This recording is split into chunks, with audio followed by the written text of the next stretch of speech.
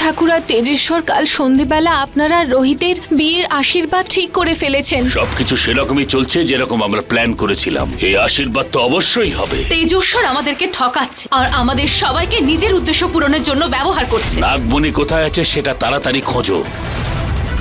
ওটা না পেলে আমার এখানে আসাটা ব্যর্থ হয়ে যাবে। আমি এক্ষুনি বাইরে গিয়ে রোহিত আর আমার এনগেজমেন্ট ভেঙে আসছি। দাঁড়াও, তুমি এরকম কিচ্ছু করবে না। এটা ভুলে যেও না যে তোমার সত্যিটা আমি জানি। আমি আপনার পরিচয়ের সুযোগ নিয়েছি, কিন্তু তাতে আপনার কোনো ক্ষতি হয়নি, আপনার আপনজনের কোনো অপমান হয়নি। কিন্তু আপনি কোনো কিন্তু নয়। এই খেলাটা তুমি শুরু করেছো আর আমি সেটা শেষ করব, বুঝেছো? কোনো কিন্তু নয়। এই খেলাটা তুমি শুরু করেছো আর আমি সেটা শেষ করব, বুঝেছো?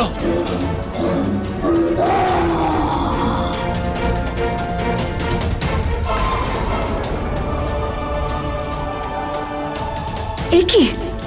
এর জিভ দেখে তো মনে হচ্ছে এ কোনো মানুষ নয়। এ তো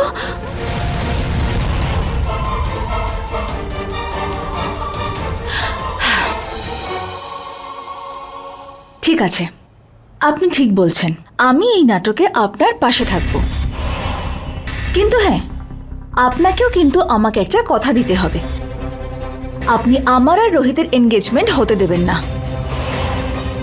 anything else it's fine. Okay, I am sorry মা। বয়স হয়ে গেছে তো, তাই রাগটা মাঝে মাঝে খুব বেশি হয়ে যায়। প্লিজ কিছু মনে করো না। আর হ্যাঁ, তুমি চিন্তা করো না, আমি আমার কথা রাখবো। It's okay and thank you. এবার আমি আসি।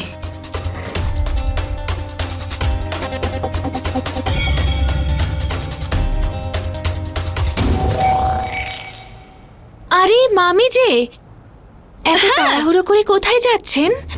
এই যে দেখুন, আমি আপনার জন্য একদম রাগিনী স্পেশাল জিনিস নিয়ে এসেছি। আরে কি এটা?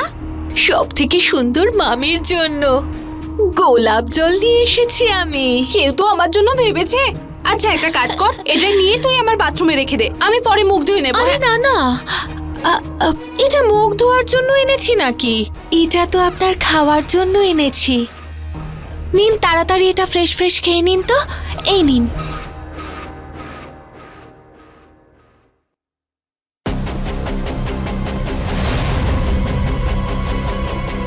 চলো, শেষমেশ মামি এই মন্ত্রপুত জল খেয়েই নিল।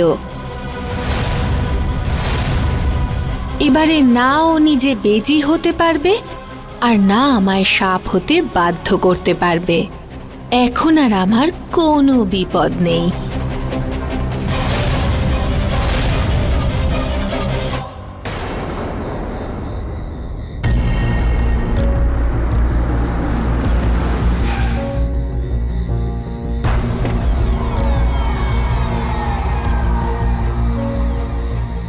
তোমরা সবাই পেছনের দিকে যাও, যাও।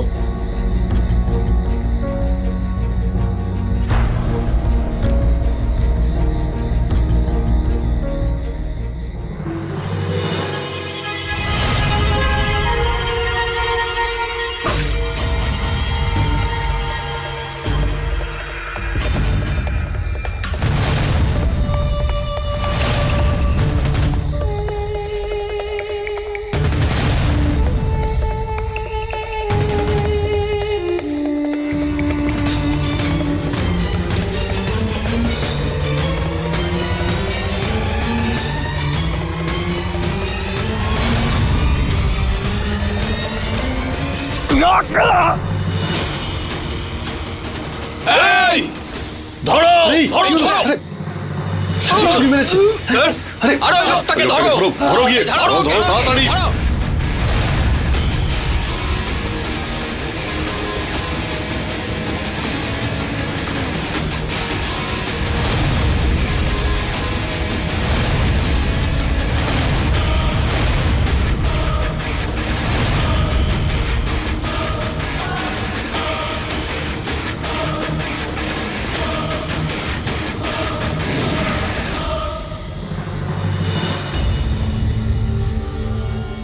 এইটাই সুযোগ তেজেশ্বর আঙ্কেলের সত্যিটা জানার।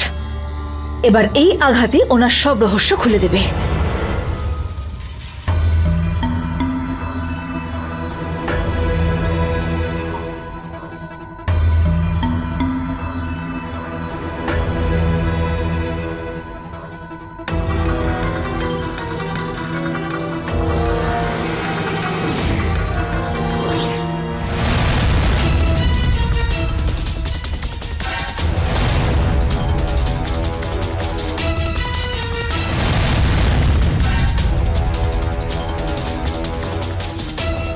আমার সন্দেহ ঠিক ছিল, ও কোনো মানুষ নয়। যদিও মানুষ হতো তাহলে ওর আঘাত এত তাড়াতাড়ি সেরে যেত না। এটার মানে তো একটাই দাঁড়ায় যে ও কোনো ইচ্ছাধারী নাগ, আরও নিশ্চয়ই কোনো উদ্দেশ্য নিয়ে এখানে এসেছে।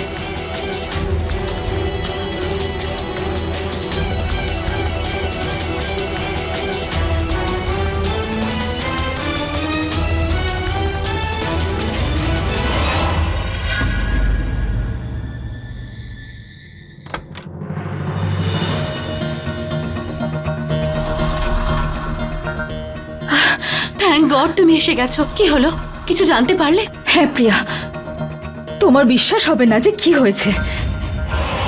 স্যার তেজেশ্বর এক ইচ্ছাধারী নাগ।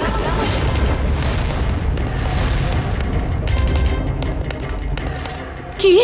আজ যখন উনি আমাদের বাড়িতে গয়না নিয়ে এসেছিলেন আর আমি ঘরে নিয়ে গেলাম কথা বলার জন্য, তখন প্রিয়া আমি ওনার জিভ দেখলাম।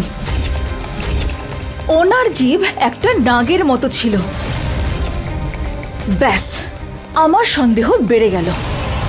আর সেই সন্দেহটাই নিশ্চিত করার জন্য আমি একজন বয়স্ক মানুষের রূপ ধারণ করি আর ওনার রিসর্টে যাই।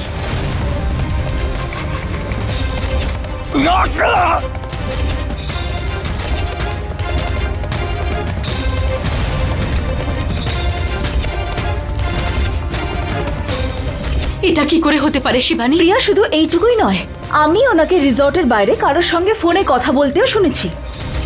তুমি তেজেশ্বরের উপর নজর রাখো, কারণ ওই নাগিনের সন্দেহ হয়ে গেছে ও কিছু একটা করতে পারে।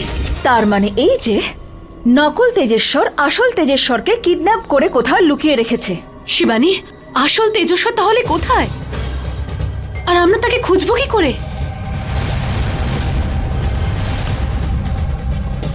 এই ইচ্ছাধারী নাগ আসলে কে, কোথা থেকে এসেছে, আর কি চায় সে? এটা কি করে জানতে পারবো? এই ধাঁধার উত্তর পাওয়ার জন্য আসল তেজস্বরকে আগে খুঁজে বের করতে হবে। এই ইচ্ছাধারী নাগ আমাদের লোকের নয়। যদি এ আমাদের লোকের হতো তাহলে আমি ওকে চিনতে পারতাম। আর যদি এ আমাদের লোকের না হয়ে থাকে তাহলে এর সাথে আমাদের কিসের শত্রুতা? আর আরে তোমার বিয়ে রোহিতের সাথে কেন দিতে চাইছে?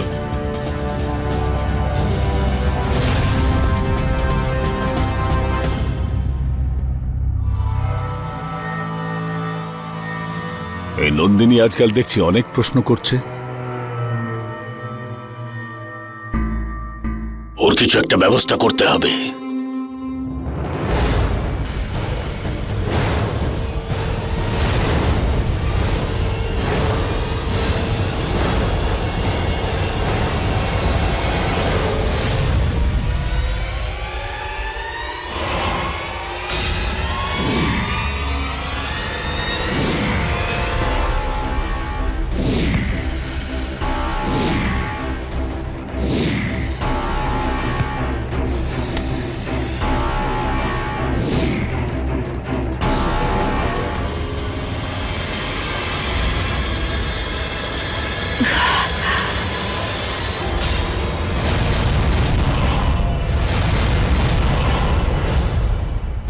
তোর সাহস কি করে হলো আমার উপর এইভাবে আক্রমণ করবার? ভুলে গেছিস আমি কে?